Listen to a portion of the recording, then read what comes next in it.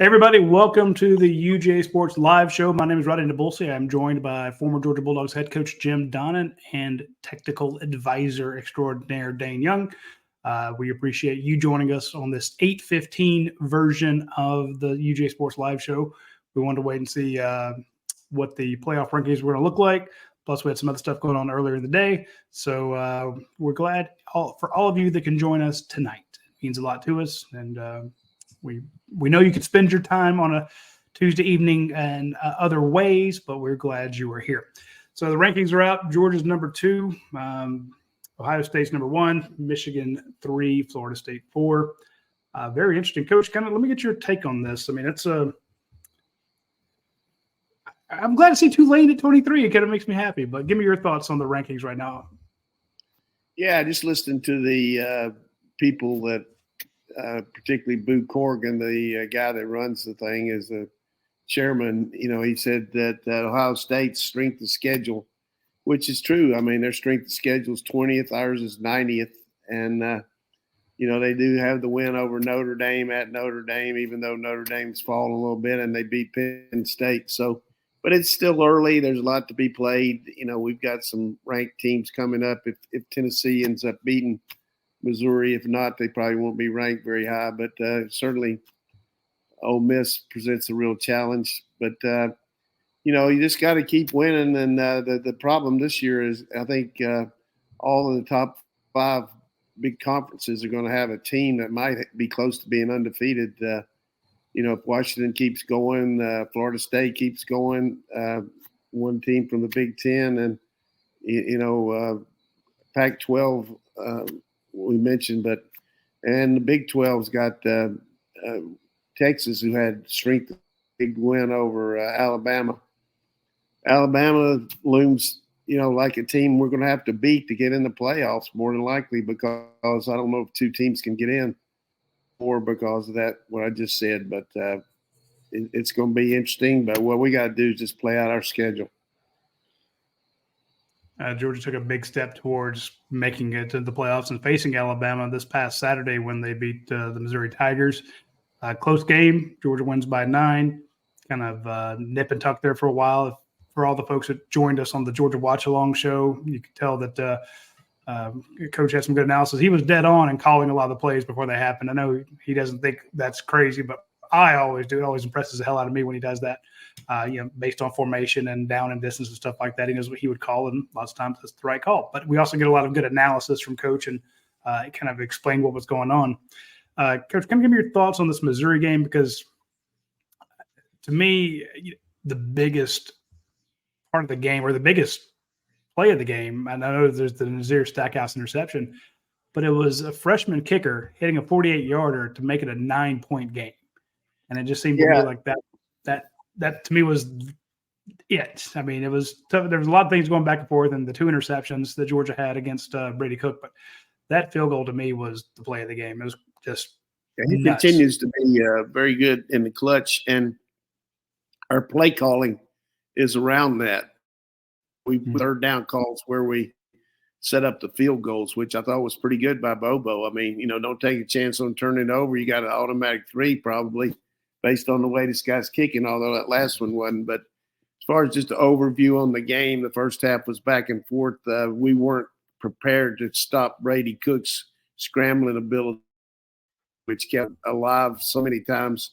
I just watched the playback again. And then, we didn't convert on some plays that were there for, and we got beat a couple of times on pass rush. But going into the half, Georgia always feels good, and I do too, because we're the best conditioned team that I've been around. If you look at our stats, it's like 100 and something to 13 in the third quarter on the season, and then in the fourth quarter we just put them to sleep. So there's a lot to be said about our conditioning, our halftime adjustments.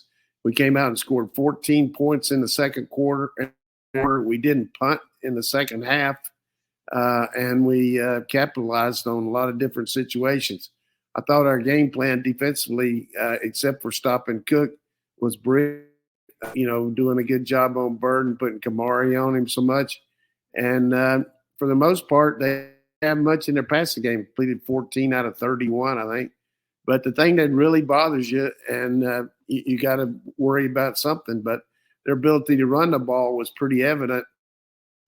We gave up a lot playing, and Schrader hurt us, but we're going to see a team probably a little bit better offensively, maybe not as good offensive line this week, but a quarterback is a lot more dangerous running the ball, and Jackson Dart, and two really good backs and some good receivers. But bottom line, Georgia, when they play even their B game and don't turn the ball over and have penalties, hard to beat. So I like where we are. I think we got a really good shot of playing a night game here with all that here, and we got a chance to get Mims back and Powers at least run through the crowd there, and everybody fired up in his uniform for senior day, which I'm sure he'll go through. Overall, just a good win.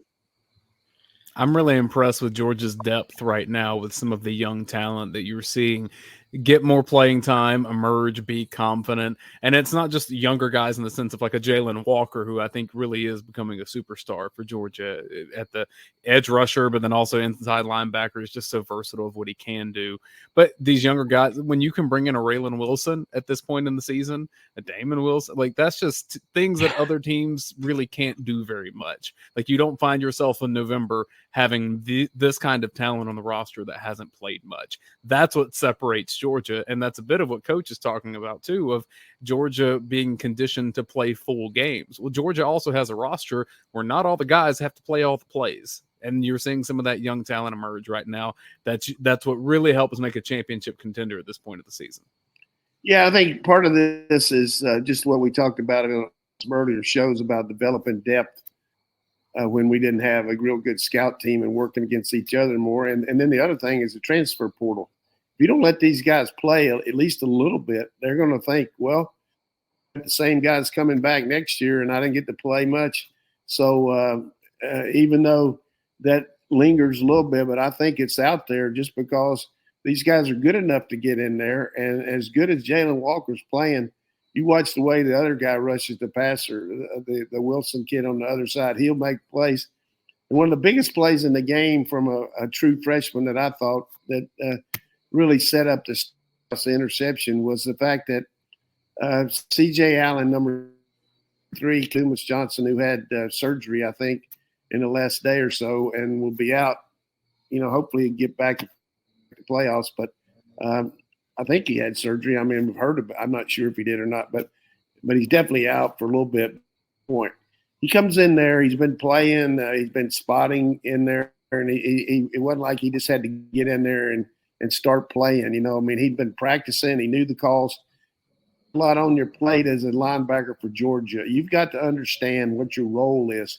If you're playing a match coverage, you got to play that. If you're playing a read and react defense where you've got to go, you got to do it. But if you've got the quarterback on a spot technique, you're supposed to play that guy, and that's what we started doing in the second half. And Allen had him, and he saw the opening, and it looked like the guy wasn't going to run, so he rushed the passer, which innately was a tremendous play, but chance of being a bad play if all of a sudden Cook broke out and made a big play out of it. But he was smart enough to do it, and made him ball to a receiver that really wasn't looking for the ball. And we got one of the worst calls in the history of football when they called Munden for blocking the illegal crackback when all he was doing was taking a tight end out when the guy was catching a pass. So that was a 65-yard penalty. But kudos to C.J. Allen. I'm talking a little bit too much here, for just being smart enough to see and recognize what Glenn Schumann had told him, be a football player, react in the moment. And that was as huge a play as the whole game. That turnover to Stackhouse just kind of gave the whole crowd a lot of juice. I mean, it's not every day you get to see a guy rumbling down the sideline like that. And it just turned the whole game around. And then at the end, Bull intercepted the other one. But I continue to marvel at our lack of penalties, at our lack of turnovers, and just the discipline we play with. Our kicking game is within a cat's ass of breaking a long one on the kick. We got some really big ones Saturday, and we punt the ball well, and we make field goals. So all those things are going to add up in these big games coming down the stretch. I think you nailed it, Dane, talking about the depth and how that matters. I mean, this has been maybe the worst season I can ever remember. It's definitely the worst in Kirby Smart's tenure with injuries. So you go into that game, and at one point, Kamari Lassiter gets banged up. And you have, they run a new technique. I say new, but we saw 3 cornerbacks out there, and I want Coach to talk about that in a second. But the fact that Dumas Johnson, basically breaks his forearm, C.J. Allen comes in and spells him. You see Damon Wilson coming off the edge doing what he did. We were looking back at Missouri, and they've got 2 running backs. They've only used 2 running backs all year. Third guy doesn't have any snaps. The offensive line for them, same guys. The next person up may have 50 snaps over 7-8 games. The 6th offensive lineman. So if any of those guys go down, they're not going to bring in anybody experienced. Georgia's had tons of people go down. Sometimes people miss games. You went 4 games without Ladd McConkey. You've missed Javon Bullard out there. You've missed Smile Mundy. You missed, you name it. Tyrion Ingram Dawkins, most of the season was out. But when you lose those guys, and I don't want to call it plug and play because that's just not fair, but you're being able to put in guys who are talented and who make plays, like Coach said. I think that's been the difference. And pretty much, I don't even say mistake-free, but very few mistakes, especially for the new guys. So that bodes well. Although, Coach, I can always be negative. I can always be a worrywart. I do worry about this upcoming game. That you should worry about it. You should. I'm not petrified this game. I'm worried about it. These guys are good, but as good as C.J. Allen is, he's got a guy breathing down his neck in Raylan Wilson, who's probably as good and a little bit bigger. I guarantee you watch the way this guy play. He had a bad injury there in the middle of the early in the season with his leg. But if he starts coming on like I know he can, and you add Munden in there and Sorey, who had a bit of an issue, but coming back this week, I mean, our linebacker depth is going to be good enough to make up for what we might lose in Pop, but lose the leadership. But just watch. I'm going to tell you about 8:27 on Monday night, November 7th. You watch number 5. This guy is a player, and he's gonna make his on this season, and it'll start probably Saturday against Ole Miss. Wow. Talk to me a little bit about them going with 3 cornerbacks out there. I mean, honestly, I didn't notice it for most of the game because I wasn't really watching that close. I'm over there drinking beer beside you on the couch, not paying attention like I should. But because every time I looked up, I saw Tyke Smith making a play. I mean, I think he might have led the team. He was had some of the most tackles of anybody on the field. So it's well, he didn't seem out because he's always making a play. But yeah, they kind of went 3 corners. Yeah, he played about 20-some snaps, and he made that great sack. A well-timed call there by Glenn Schumann where, we forced the field goal. But I think the thinking process is, we talked about it last year with Bullard playing star. Bullard's not a great cut, a real good tackler. And, we had to work around him. The same thing's true with Tyke, even though he's had some interceptions on his own and all. He's not a guy that's going to guard Luther Burden in the slot. I mean, there's not a lot of guys that can do that. I mean, right. He's among the better players in the country. So whatever you might give up support or anything like that, we train people.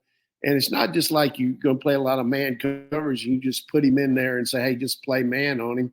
You've got to know how to play the different man techniques, if it's match, if it's inside out or outside in, but also what's behind you. Like come out in a stacked look, like one time they did, and we had Singletary on the guy with a stack, and Singletary broke on the inside route and knocked it down to keep him from a first down. Well, he's playing corner, but if you're the star or somebody playing that other guy, you got to know how to do it. But it was something that Kirby and Schumann and Muschamp and felt good about, and it felt like anything we might give up with the multiple defenses, we might be better off. And when you look at it, Luther Burden was snafu'd. I mean, he caught the one pass, which I thought he might have been in a situation where he pushed off on Everett, but and that was when Kamon on him. But overall, just a brilliant tactical move by us. And the guy only caught, I think, 3 passes on the day. And to his favor, he did hurt his ankle early. And right now I read where he might be out this week against Tennessee, but it might be just throwing a little bait out there. But the reality is, we're going to get good coaching. We're going to get adjustments. And we're going to, it's just hard to people make plays on you. We had a couple plays that didn't look good when they threw the ball in the hole on cover 2, where safety wasn't in job with the corner. But I just I like where our defense is. I think we're starting to come on. I like the fact that Mims is probably going to be able to play this week based on everything Kirby's talking about. And, maybe move Truss back, but also Truss can play either tackle. But overwhelming is the fact that both those guys at guard, both Fairchild and Morris, played extremely well. Fairchild's not even giving up any pressure on the year. And it's kind of a road grader. You look at some of the blocks when he gets in there. So our line all of a sudden has got some depth. We get Bowers back. We got McConkey healthy. I mean, down the stretch, we've got a chance to be Secretariat. Coach, I wanted to mention one thing to you, just because I know this will be kind of close to your heart here. I was raving about Jalen Walker. Well, yesterday, my kindergartner comes home from school, and she says, Daddy, there's a Georgia football player, number 11, Jay Walker. And so, sure enough, Jalen Walker, one of 4 players that went and read some books at my kids' elementary school. So it was Jalen Walker, Jackson Muschamp, William Moat, and Drew Bobo went out there and read books to kids yesterday out here in Oconee County. So she was excited for it, and I know this is a big deal for those players too. I think as much as the kids get out of the players, I mean, it's a chance for them to see the smiles on those kids' faces and things like that. And Roddy had an early look at Jalen Walker in high school when he was up there talking to him. But he's one of them, not just because he's from North Carolina, but he comes from a educational family. His dad's a coach. I think his mom's a teacher. He's just a quality guy, and he really is just a phenomenal athlete. Could play tight end. He did played great basketball player in high school, and you're getting to see some of his athleticism as he comes off the edge, but he can play linebacker too. But of course, Jackson Muschamp has been a great team guy. Got a chance to graduate here this summer. This spring has been on the scout team, just wanted to come to Georgia. And we know William Moat's a good snapper. And then Drew Bobo really having a good year on the scout. He's getting some valuable time as a center, got good feet, and glad to see those guys out there. Do you know if Jackson has any interest in coaching like his dad? I haven't heard that. I do know that he would probably entertain a chance to maybe go to a non-Power 5 or 1AA school and maybe play for a couple of years because he'd like to play, but he wants that degree from Georgia. And let me tell you something. Degree from Georgia means a whole lot to these guys. I mean, both you guys have got degrees here.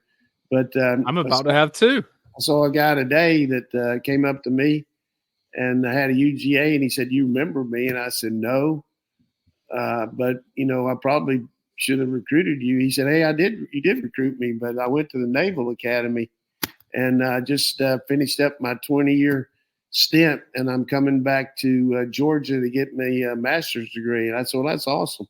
He said, "Coach, I just want to tell you," he said, "it was hard for me to tell you no, but I love Georgia, and it always makes you feel good to and I can't even remember the guy's name right now, but I know he's a big guy, and he again just wanted to come back to Georgia where his roots are after being for 20 years, and that's always good to see guys doing things like that."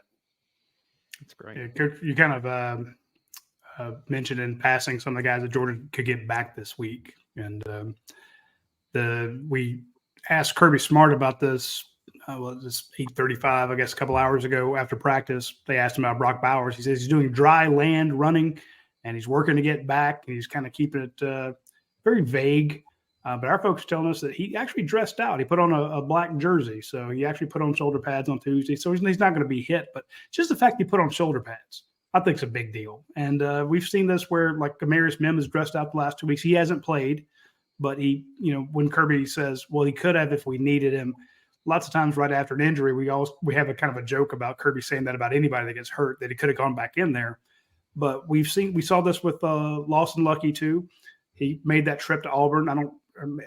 He dressed out and then he made the trip, and then he played a little special teams. Then he came back kind of full time, if you will. It seems like we're 1 week much closer to Brock Bowers coming back. What would it mean if he could come out and just take a couple snaps? Who knows what the future holds? I know they're going to be overprotected, not only for our team, but this kid's career too, because what he has available. But as far as dressing out, Brock Bowers probably wore his shoulder pads in the surgery. I mean, he's ready to go out. I mean, he doesn't mind out there and doing whatever he needs to do, and he's going to play through pain. But I just know it'd give the whole stadium a little juice there if he could, just go through the line there, and which I'm sure he will. But if he goes through in a red jersey and all, and it's just like if he would go out there, even if it's a decoy, it would cause a little consternation on Pete Golding, the defensive coordinators. And I'm sure Kirby's probably throwing that out to make him work on him a little bit. But can't say about the way Delp's playing, though. Every chance he's had so far to supplement our team, he's made every play.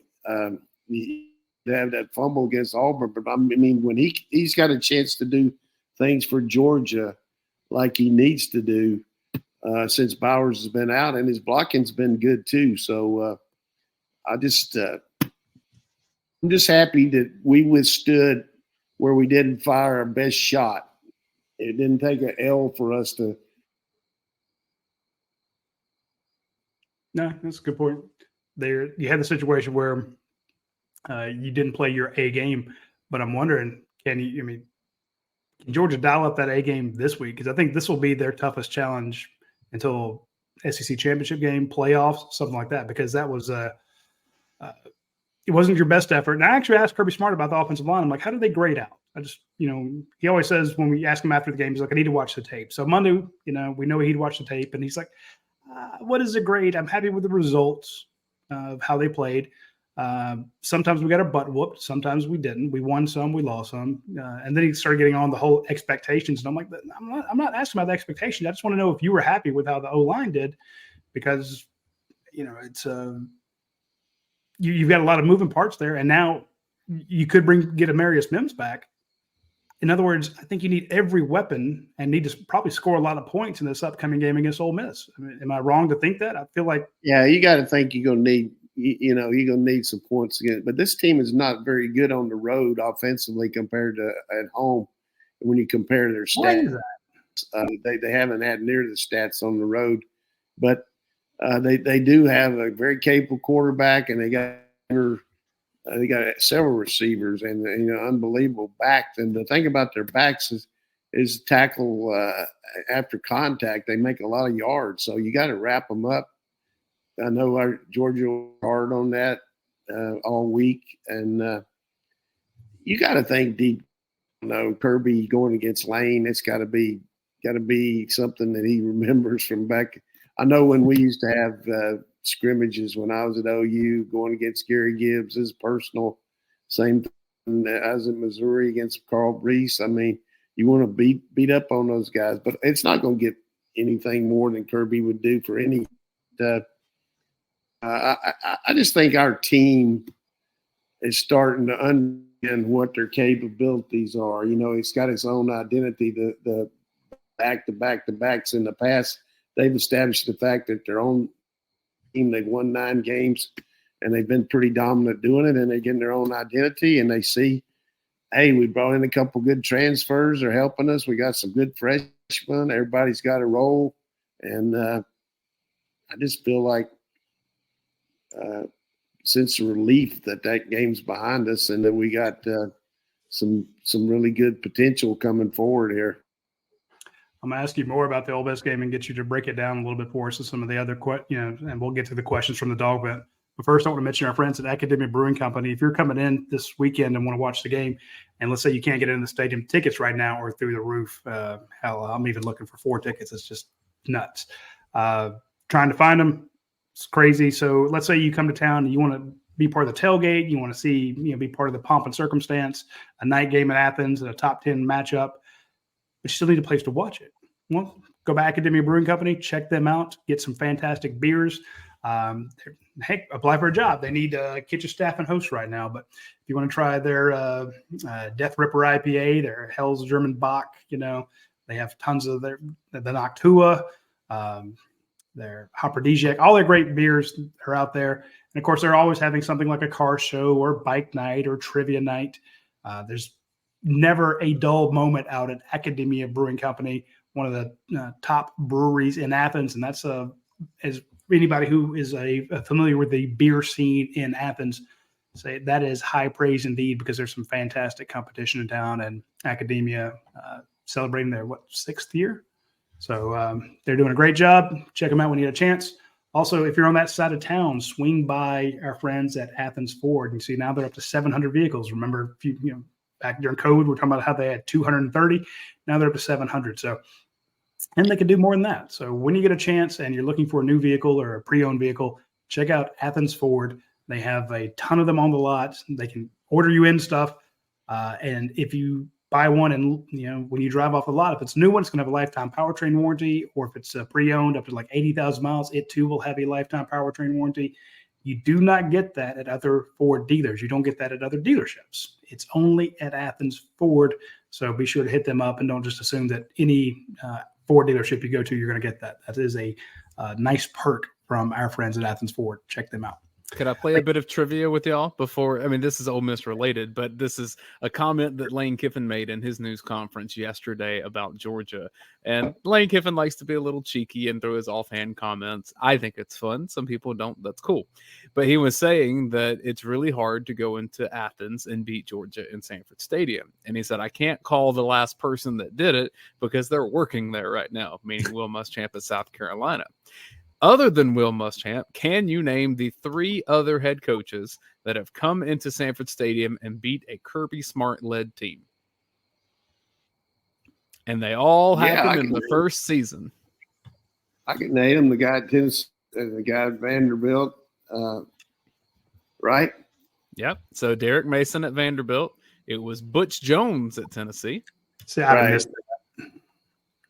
Yeah, and wow. And Paul Johnson. And Paul Johnson. So now I wondered if Lane Kiffin will be calling Paul Johnson saying, how did you do it 8 years ago? Yeah, he can put in option. Paul and get him line up in the wishbone. That'd be great. I'd love to see that. Hey, Here comes the beer. Wing tea. Paul, I mean, he got in the Hall of Fame this year. He had a tremendous career at Navy and Georgia Southern, and really cadence left. But he had a good system, that's for sure. I like Paul Johnson. Like Paul Johnson was just a fun, curmudgeon-y. Like he had good lines and very well respected. And that guy's a legend in Statesboro to this day. I mean, they won a lot of games down there, that's for sure. All right, Coach, looking ahead to this Ole Miss game, I did a radio spot with our Ole Miss publisher, Neil McCready. He's a fantastic guy, number one source of news in the Ole Miss market. And he's like, well, I expect Georgia to win. And I mean, he's kind of a curmudgeon-y guy too. He's a little bit pessimistic like me, but he knows that they can win. He knows that Ole Miss plays their game right. That they have that possibility. He and I both kind of agreed that it would come down to turnovers, but he's asked. We were talking back and forth, and every time he would mention Georgia, I would mention something about Ole Miss, and he said, "Well, what do you think Ole Miss does well?" I'd like to get an outsider's opinion. I'm like, you've got a quarterback who's dangerous. You've got one of the top running backs in the SEC, and you got one of the top wide receivers in the SEC. And it seems to me if Georgia's trying to bracket Trey Harris, then here comes Judkins around the edge. And then if you're bracketing him, Jackson Dart takes it. How do you stop Ole Miss? Well, you got to win first and second down, so get them in the long yardage and where you can really pin your ears back on Dart. when they got the threat of the RPO or the run, quarterback run, they run some actual quarterback runs where they run the counter, the sweep, and things like that. You got that threat plus the play action pass, and they take an inordinate amount of deep shots down the back. Really good at throwing the ball down the boundary. So you just got to pick and choose your pressures, and you got to get some penetration.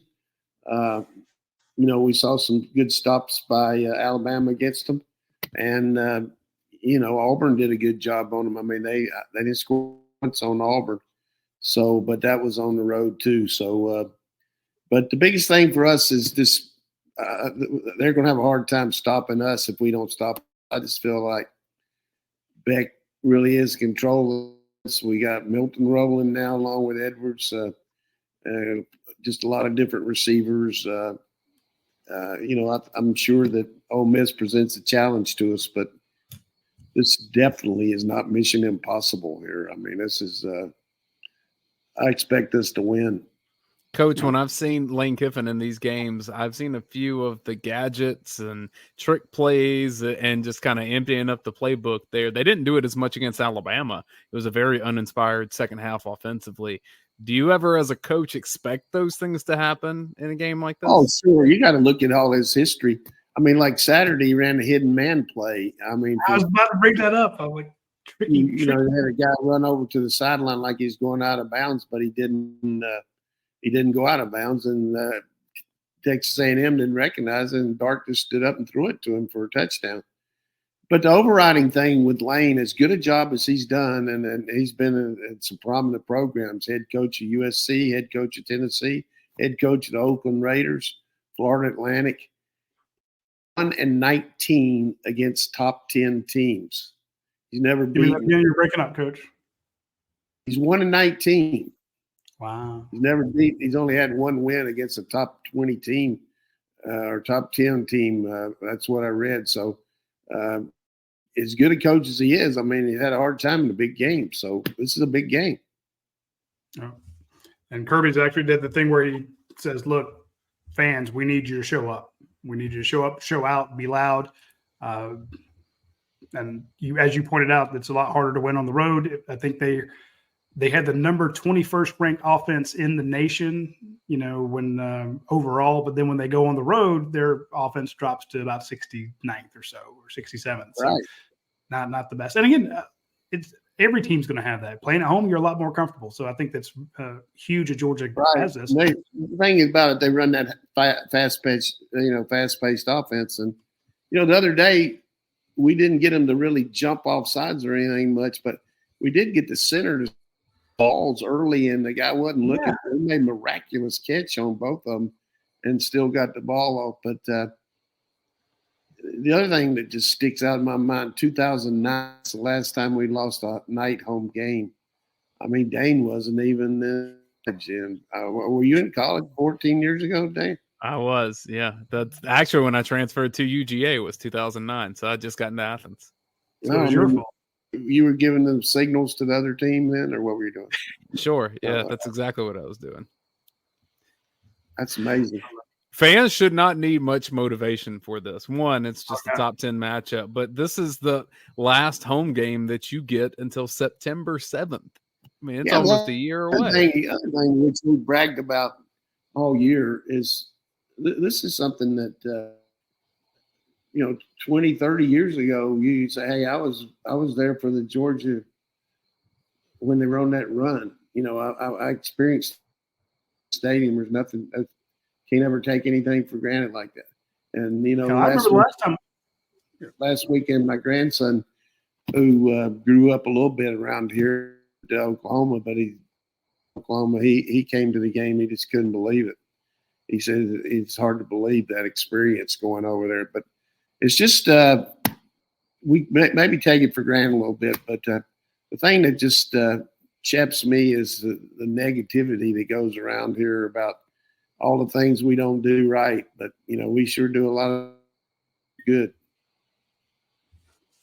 Yeah, I think most people are thrilled to death because you're winning these games. You're 9-0 and you've won 2 titles. It's people are hoping for another one. I think it's just that fear. there's that fear of when the other shoe is going to drop. I get it. I think a lot of other people do, and it's I don't know if there's negativity. It's just worry. It's like you're looking for the weak link. The way in for somebody. And again, when I look at Ole Miss, I'm like, this is going to be a good team. And then the fact that I guess that Missouri had won before they played Georgia. Now Ole Miss wins one. Tennessee's winning. Of course, they only played Connecticut. It's just it seems like the schedule got a lot harder. I think if you look at it that way, though, that's just discounting how much this Georgia team this season has improved. Because if you go back and look at some of the tape from early in this season, this team wasn't what it has become now. And it could have lost a game or two along the way. It had some close calls.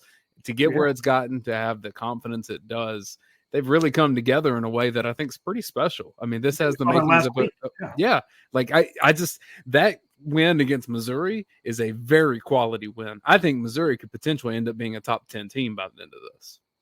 Well, the schedule's certainly in their favor. They got this at home, and they got Florida at home, and then they got to play Arkansas. But who was it? Franklin Delano Roosevelt said, "The fear of the unknown is worse than the fear itself." I mean, the unknown is not there, man. So, hey, we'll just have to see how it rolls out. But deep down, the thing as an old coach, it just gives me a satisfaction is our kicking game, because we're going to really make the force here down the stretch. We got a lot of potential on returns. We got a great kicker, great punter. Guys are just busting their butt to be on the special teams. I wouldn't be surprised if Bowers play on the special Saturday. I mean, it's just amazing. He might want to learn to kick, because if the Texans draft him, they may need a kicker one day. Yeah. I was reading the transcript from Kirby Smart earlier today. You can watch the whole video on this channel. We always put up his press conference videos. And someone asked him about Marcus Rosemy-Jacksaint. He went off about what a great leader he was. He said the same thing about a couple other guys, but he was raving about Marcus Rosemy-Jacksaint. He says he begs to be on special teams.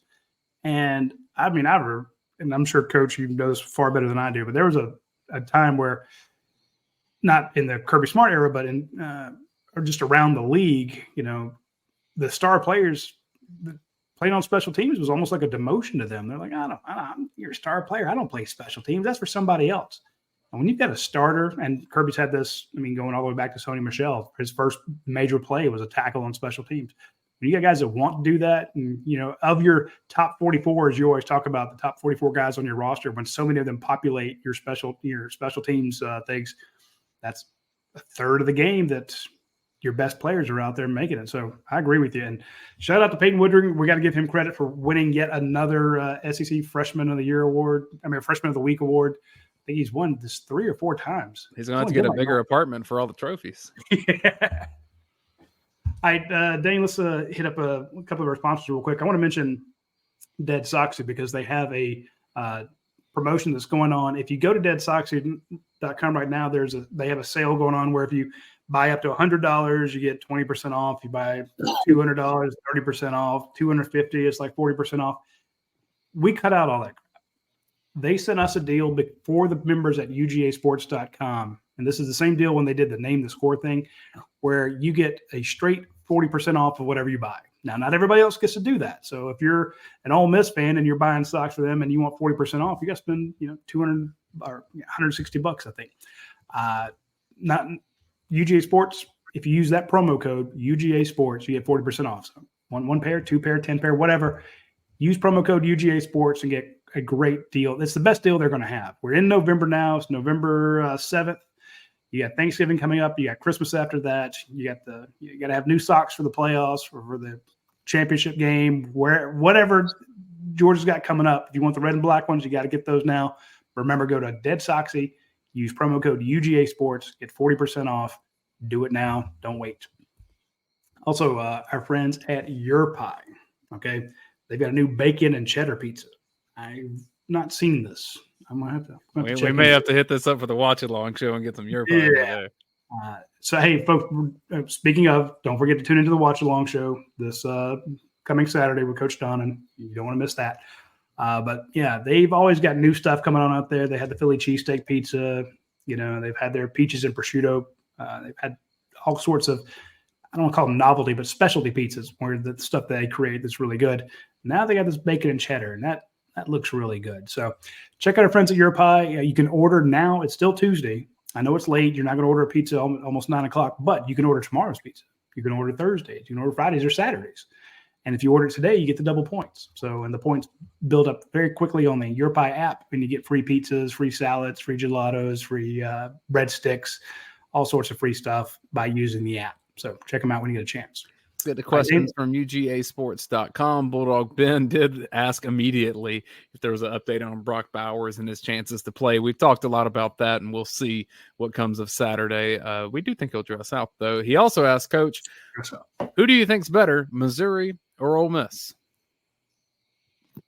I've seen they're both good football teams, well coached, got different persona a little bit. I think Missouri's a little bit more entrenched in their defensive system. Their coach has been there. Ole Miss is starting to learn a lot more about what they can do. Golding, who came from Alabama, I would say it's pretty much either one of them could beat the other. But Missouri probably a little bit better on defense, and Ole Miss better on offense. Big Fatty 94 says, if Lane Kiffin has issues with a Nick Saban coach team, I don't think that he'll find fixes against a Kirby Smart coach team. What do you think will be Georgia's defensive keys to this game? Because I'm not worried about offense. I think Georgia will hang 50+ this weekend. Well, we can certainly score on them, but we got to take care of business and execute. Stop yourself too. But I think as far as our plan, we've got to gang tackle. We got to try to get some lost yardage plays, and we got to play the ball in the air. We're going to get a lot of deep shots on us, and hopefully avoid the interference. But they gang tackle, create havoc on dart and ball. I'm going to give Gibbs Dog 15 the question of the day here, because Radi, sometimes they ask good enough questions. They should probably have my or your job. And this is one that probably should be asked of Coach Donnan. Says, Coach, what are your thoughts on all of the coaches going for it on fourth downs in college and pro? Lane Kiffin does more than most any college coach. Would you be that aggressive, or would you be more conservative? I think you got to go with the flow here. You don't have as many possessions now. You got to really look at going more than you used to, just because of the clock and everybody around that. You saw us the other day go for it when we called a play and got them offside through it. But based on me, I used to go for it a lot when they did the clock, and I guess I'd be leading the nation on going for it now. Yeah, because I think back to the Oregon-Washington game, and Dan Lanning was hyper aggressive, and based on the analytics, he was doing what he should be doing, and I think he trusted his offense as well. But there were probably a couple possessions in that game that ended up costing them. And I know you can look back and wish you did something different, but still, it's just fascinating to me how the sport has changed and what's more acceptable and not in going for it.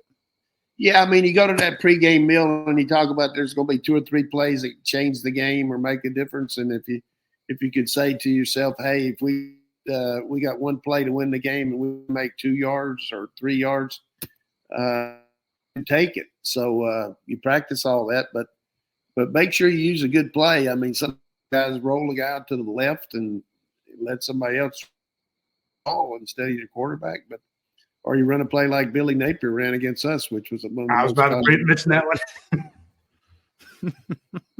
Billy Napier and the Florida Gators are going south, man. They're in Cancun now. They're going on down to in Mexico as you can go. I know you got another question, Dane, but because Florida came up, I have to ask Coach, do they win any of their last 3 games? Ooh, no. That's rough. Who are they going to beat? No bowl game.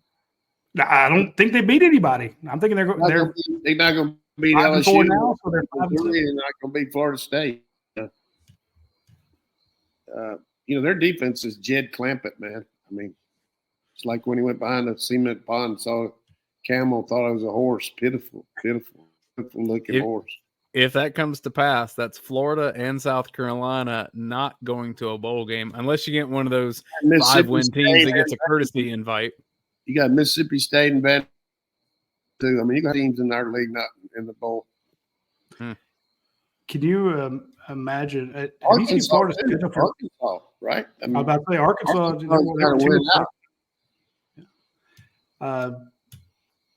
Do you see Florida's schedule for next year? They owe them up with Miami in the pillow fight of the year, but who else? It's brutal. I'll pull it up for you. Pull it up.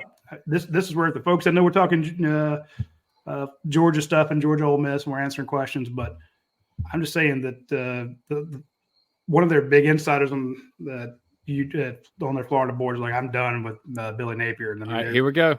We've got Miami, Samford, UCF, Georgia, Florida State. Those are the ones that have dates. The ones that don't have dates: Kentucky, LSU, Ole Miss, Texas A&M, at Mississippi State, at Tennessee, at Texas.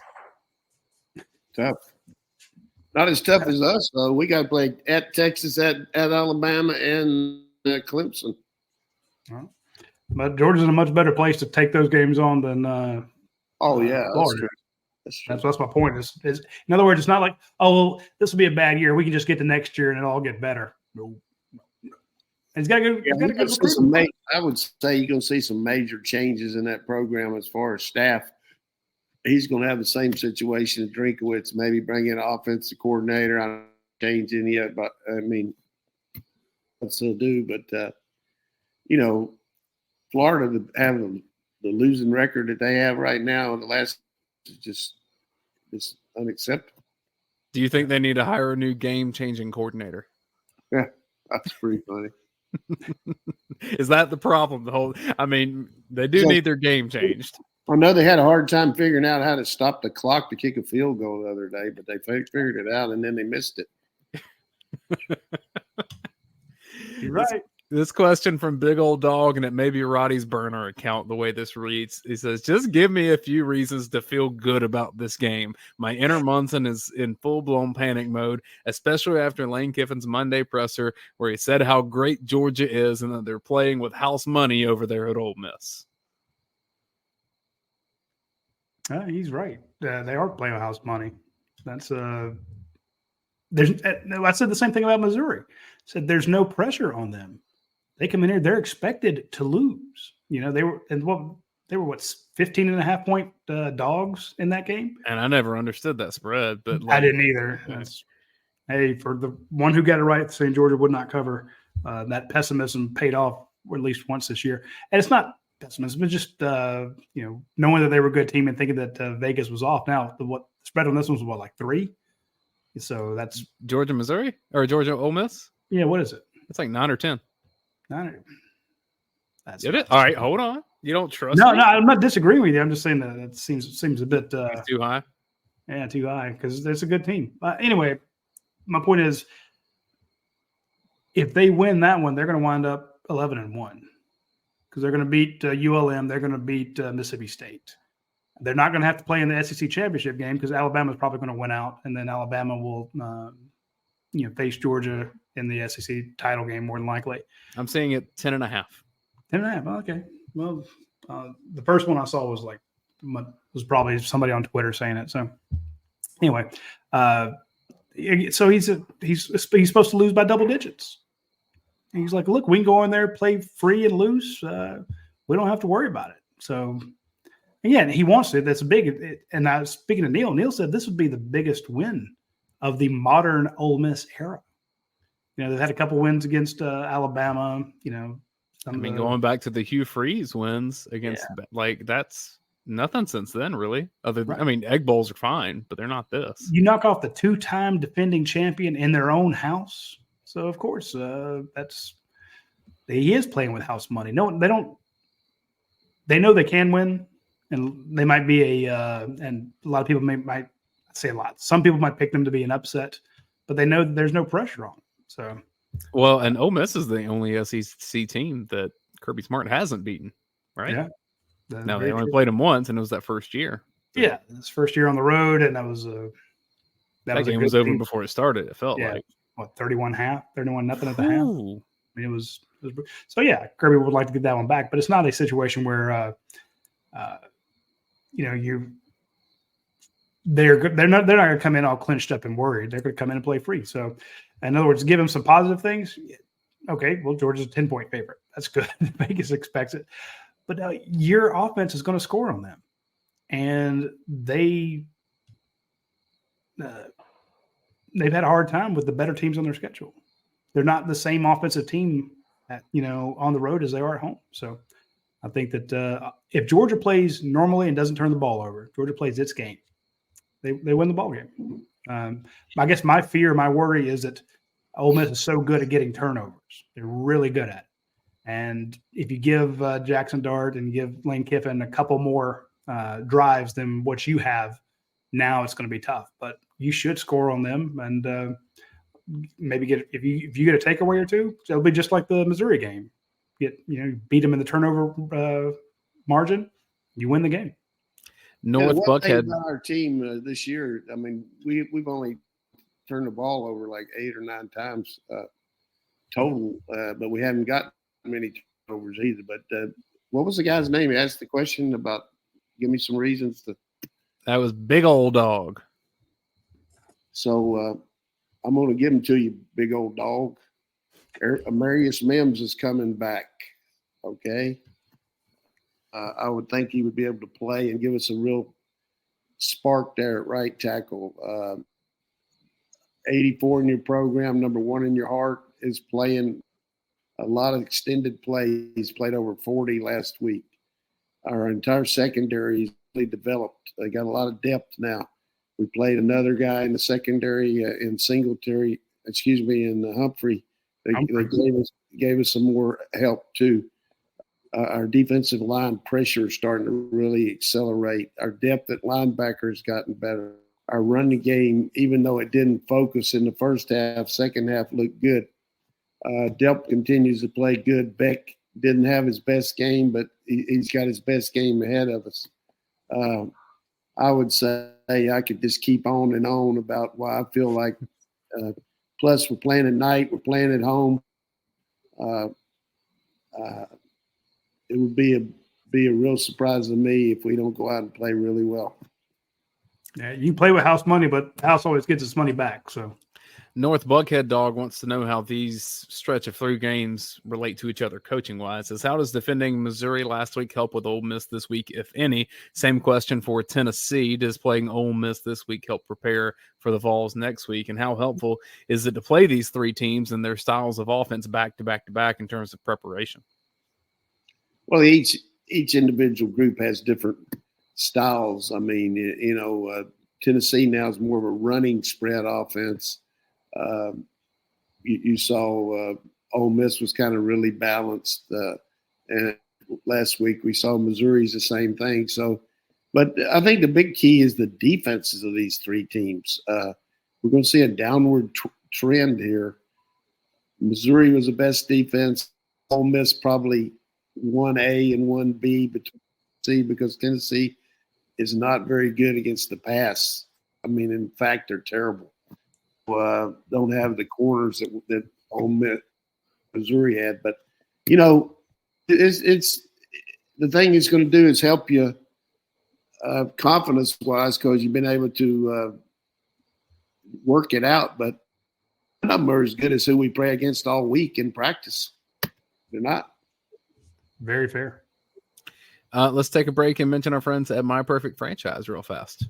And real quick, the folks at My Perfect Franchise, what they do is they help you get into franchise. They don't push one on you. They figure out what your goal is. What do you want to do? What amount of time do you have? Of course, what resources do you have? Because that factors into it as well. And what do you want to get out of it? So they ask you a lot of questions, and then they can say, okay, out of our over 3,000 different franchises, here's what would work for your goals, your plans, your resources, your time availability, where you want to be. And so a lot of people think, well, I have to learn an entire new industry. No, you don't. It's that's the whole point of a franchise being a franchisee is that somebody's already come up with a great plan, a great concept, and they just show you how to implement it. So reach out to My Perfect Franchise. It is free to do so. It doesn't cost you anything. You can call them, you can text them, you can email them, you can send them a fax, whatever, and they will take great care of you and say, look, here's what we can do for you. It doesn't cost you anything. So hit up My Perfect Franchise when you get a chance. I've been good. Wants to know, Coach, who would you like to see as the guest picker on College Game Day? I said Claude Felton. Yeah, Claude would be good. He wouldn't pick anybody though. He played the middle road there. He'd always, I think maybe Harmon would be great if they could get him on there. Just one to open British. I think Brad Harmon would be a great pick. They picked anybody yet? Not that I've seen. I think they have, but they haven't told anybody. Who is it? Oh, I don't know. I was just going by. I think it was Pat McAfee was talking about. He's excited about who the guest picker is. But they didn't reveal it. I'd love to see Kevin Kisner out there. I mean, that man is funny. Yeah. He's a right. So if you want somebody who just can crack wise with those guys to have jokes, yeah, Pat McAfee's happy. Must be Charo or something. They had Luke Bryan last year. We've seen Jeff Foxworthy recently. Jeezy did it within the last couple of years. Quavo. Hey, put David Pollock back out there. A reunion. That can't happen. He's coaching, man. North Coney's playing at 1:30. He's got a job to do. There's no way they're going to do that with David. No, I just thought it'd be a great. Like, hey, welcome back. That's a question from Billy Zane. As an offensive coach and offensive coordinator, how do you navigate between tendency breakers and playing to your strengths? Real fine line, Billy. If you don't have tendencies, you're not very good. You got to have some other, and you got to have things you can call on when everybody else knows. But you need to maybe put some window dressing on it and use some different formations and all. But self-scouting is very prominent. We've got an inordinate amount of people that help us say, look, every time we're in this formation, we're a heavy tendency to pass. Or every time we're into the boundary with this look, we never go to the field. It might be. But pretty much as a play caller, because you know what you're looking for and everything. But you need to keep them off balance. And one of the things I always try to do is maybe not so much formationally, but down in distance. Like the other day when we against Kentucky, we threw that 3rd and 1 or 3rd and 2 pass to Bowers, start out the game. So do some things that change your tendency down in distance. Also field zone wise, you got the backed up, you got the middle of the field, you got the low red area, the high red area. If you have a tendency to do something, then maybe break it there. But overall, you can out-coach yourself too, because you think the other team's ready for it. But you got a horse, you got to ride it, and then they got to stop it. This question from Michael Lowry on YouTube. Do you think Tyke Smith's in the same position that he played against Missouri?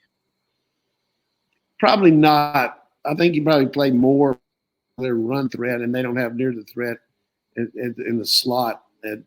Even though they got good slot receivers and everything, but he's such a good run stopper. I think we'll probably we got that package available, that's for sure. But I would think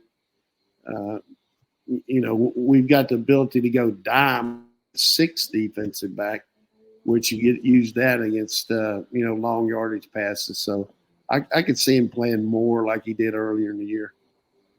Another from YouTube, Dan Dickerson. Hey, Coach, we lost our commander on defense. Who was the most impactful defensive leader that you remember, the guy who really played the defense like a quarterback? Ryan Bosworth. I mean, guy phenomenal. I mean, just put the whole team on his back. He got a lot of publicity and everything, but he was good. And, of course, we had great linebackers here too. I mean, Tony Gilbert, Kendrell Bell, Will Witherspoon, Boss Bailey. I mean, all those guys just thumpers, man. They just thump. Ron, Mexico, if there's some wet weather on Saturday, does that benefit either side? I like to play in wet weather just because the defense has a hard time rushing a passer, and you know where you're going, and the other guy doesn't, and you get a lot of easier. Shotgun is really implemented to get the snap as compared to taking the ball off the center's wet butt. So it's a lot easier to run in offense in the rain than it is defense. This question for Roddy: does Dayne get a pay raise with the second degree? No, because then UGA can pay him more. He's not getting a second degree from UGASports. Screw that. When is that? When are you graduating? That'll be next month. Really good. I need you know, are you going to put on a cap and gallery? I still have mine from undergrad. I might could go fish that out, but probably not. I usually work the graduation, so I'll probably continue. Pretty impressive though. A guy with 2 kids and all the stuff you're doing, graduate degree, and work like you have. I'm gonna give you a little love on that. That's impressive. I'll take all the love I can get. Let me see if I can find a question here and actually do my job and not talk about myself even more. I will say Georgia is 2-time national champs while I've been in grad school, so maybe I need to keep in grad school for our audience. Yeah, just go for that doctorate now. That may be all the questions that we have for the night as I'm scrolling and reading. We did have Hines Ward as guest picker was tossed into here. Someone would like to see Hines come back. He'd be good when I know he loves Georgia.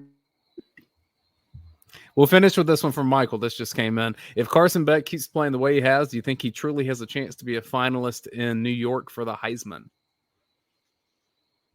You know, you got to look at the best players on the best team. He's right up there. I don't know that he has the stats of maybe Michael Penix or Bo Nix or some of those other guys. But, you know, there's always, if he gets on a roll here, there's always that chance. And like I said at the beginning of the show, I think he did have a good game last week, not a great game. I just think, you know, he had a little first time he's really pressured and didn't handle the pressure quite as much on some of his dropbacks. But that's hard for anybody. I mean, you know, you got these big guys coming at you, but I think he'll prosper from that. And I think his ankles bother him a little bit, but he definitely he's had a major year. I mean, it's just incredible the kind of success rate he's had, and give him a lot of credit. I mean, there was a lot of doubt, including me, because you had to see him do it. But he's a big part of our success. I'm looking at Heisman odds right now. Michael Penix is in the lead there. Bo Nix, second best odds. The Jordan Travis, J.J. McCarthy. Carson Beck, 5th right now. I think the Jaden Daniels and LSU performance, and Jaden was great, but just LSU not being a contender late in the year, usually that hurts your chances. Yeah, I mean, the way he played the first half quarters, I mean, well, you talk about an El Foldo. They're up 28-21, and they went out for some gumbo, man. I mean, they were history. I mean, Alabama. Somebody sent a memo to Tommy Rees to let Milroe run some quarterback runs, which has been scaring me all year. If they ever started that, he got over 150 yards rushing and 250 yards passing. I mean, this guy's a weapon now. I mean, all of a sudden, Alabama is really out there. And, you know, when you look at this college football playoff thing, I think look at these one-loss teams and see what they've done. Texas and Alabama have done a lot more than Oregon. Oregon, biggest win, Colorado and Utah. I mean, and I love Dan Lanning, but you know they got they're getting a lot of love for that close loss to Washington, probably. But they could still have a lot to say for what happens. And I don't know who's going to beat Washington now. Maybe Washington State. Who knows? But it looks like Washington's going to be in the final game for the Pac-12 and probably play Oregon. Yeah, it's going to be it's wild, and I'm with you. I know a lot of people were, angry about the playoffs being expanded, but I'm like, if you're Alabama and you're playing your best football, and everyone keeps saying, "Well, you lost to Texas," you're like, "What is my season over for good?" But with the expanded playoffs, they're like, "Yeah, well, we're in. We just went out and we're in." So I'd like that.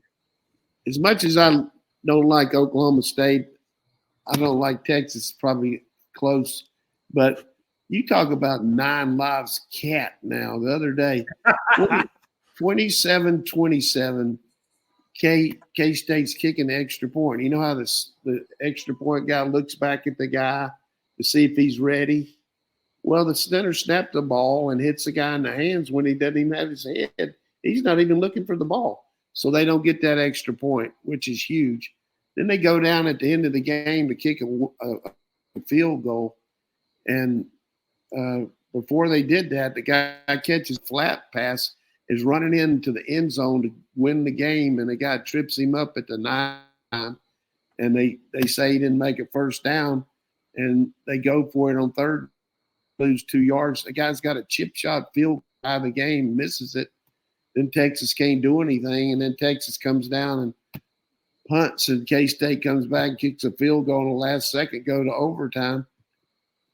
Texas got the ball first, kicked the field goal, and K-State, instead of kicking a field goal, went for it on 4th down on the 7-yard line and didn't win. But Texas lucky. I mean, they were lucky there.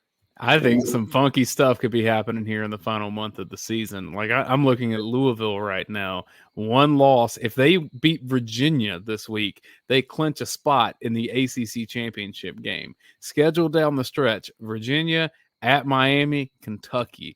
All of those are winnable. And if they win those, they get Florida State for the ACC championship. Winner gets in the playoff. Yeah, I mean, it looked like Florida State's going to run the table. Whether they can beat Louisville will be interesting to see. But this Florida State team has had some injuries and some tough – I mean, barely beat Boston College. They don't have a lot of signature wins. The LSU win looks good, but now LSU's got 3 losses. So maybe Duke, but even then, Duke just lost to Louisville too. True. But Duke's quarterback's been out, but – hey, Clemson's back. That's a win. There's a lot of – hey, Dabo got good win. How about Kirby last week on his call-in show? Hope he didn't get a call from Tyler in Spartanburg. Good job by Kirby. Hey, I just also want to give a shout-out to our soccer team. Oh, Tremendous job by them. I watched that game Sunday, and was really gutty performance beating Arkansas, and really fired up about the fact that second year back year already won the championship. So Josh Brooks continues to do a great job bringing in quality coaches, and feel like our men's and women's basketball team are going to be improved. We just have to see. Man, South Carolina women the other day, I watched them against Notre Dame, and that freshman from Cologne, I don't know what they had to give her, but whatever they give her is good. And here's the final one. LSU women's basketball team has been patted on the back so much they had to get MRIs, and they got beat so bad by Colorado in the opening game. It was ugly. And so this never goes – it goes to show you anybody can get beat. I mean, It just happens. That's crazy. Yeah. Shout out to Coach McAlpine in year 2 for getting Georgia to their first ever SEC East championship and then their first overall SEC championship. That is huge. So I'm with you, Coach. I didn't watch it. I had the updates on my phone, and when they hit that first one, I'm like, it's gonna happen. But then I watched the phone every time the phone went off. I'm like, just rooting for him. So that was man, fun. what a weekend in Athens, right? The Ole Miss game, and then you've got soccer postseason at home, and you got basketball here as well. Like, fans need to show up for everything. Yeah, it's gonna be a fun one. Speaking of this weekend, we're gonna wrap up here. This coming Saturday on this YouTube channel or this Facebook channel, we will have the Georgia Watch Along show with Coach Donnan and Dayne. We have a great time doing it. A lot of you I know are watching for the first time this evening. Don't forget to make a little note, put it in your phone, make a notification to watch the Georgia-Florida game. I mean, the Georgia-Ole Miss game with us. But basically what you do is you turn on the YouTube on your phone, your laptop, your iPad, tablet, whatever, and then you watch the game on your television. And then we will have a camera on Coach, and he will be giving you commentary throughout the game. great insight and great analysis, and we can't wait to have that watch along show with all of you this coming Saturday when they kick off. So we'll see you then. For Coach Donnan, Dayne, and myself, we appreciate you guys. We went a little long today, but we appreciate everybody sticking with us. We'll talk to you next week. Take care.